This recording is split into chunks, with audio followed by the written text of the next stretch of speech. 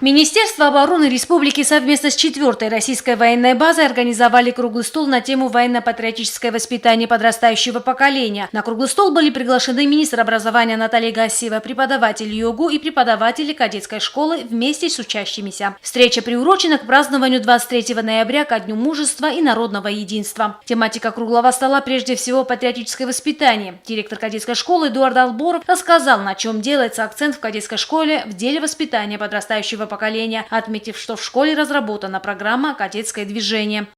Патриотическое и гражданское воспитание сегодня – это социальная потребность нашего общества. Одним из направлений патриотического воспитания является кадетское движение. Кадетское образование и воспитание сегодня направлено на возрождение в молодежной среде духа патриотизма, чести, ценности дружбы, гражданского достоинства, желания отстаивать независимость своей страны. Кадетство нельзя рассматривать узко, только как путь подготовки к военной службе. Оно обеспечивает комплексное развитие личности. Говоря о патриотическом воспитании, необходимо четко понимать, что между патриотизмом и национализмом проходит тонкая грань, и нарушив это, можно получить печальные последствия. Таким примером может служить национал-шовинистическая политика Гамсахурдии, отметил декан историко-юридического факультета Таймураз Татаев. Яркие примеры патриотизма необходимо каждый раз приводить в пример и прививать это чувство новому поколению. Одним из проявлений патриотизма является шествие бессмертного полка. Понятие патриотизма, оно очень сейчас сложно представляется и имеет разные определения. Но тем не менее, иногда патриотизм он тоже может вытекать и получить общей исходной форме национализма, что является, конечно, очень и очень отрицательным. Но тем не менее, сейчас в области истории, исторической науки часто вспоминают и рассказывают о многих патриотических подвигах, героических подвигах.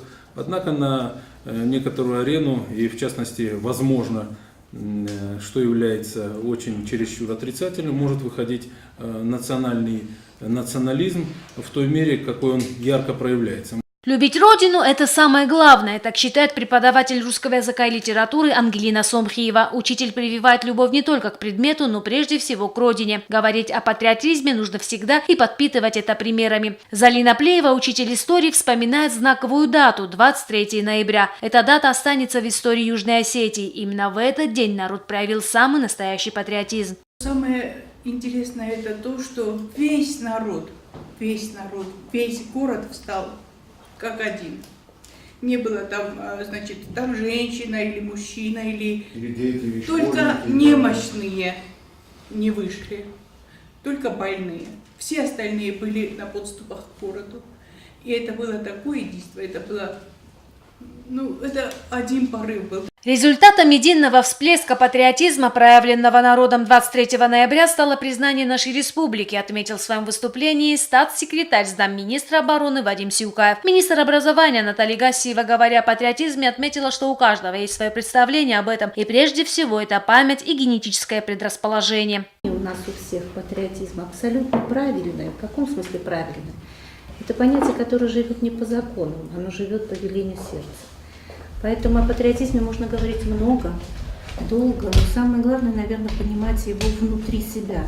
Если Игорь Александрович сказал, что патриотизм – это начало обучения патриотизму или воспитания патриотическому с первых дней жизни, то я скажу больше.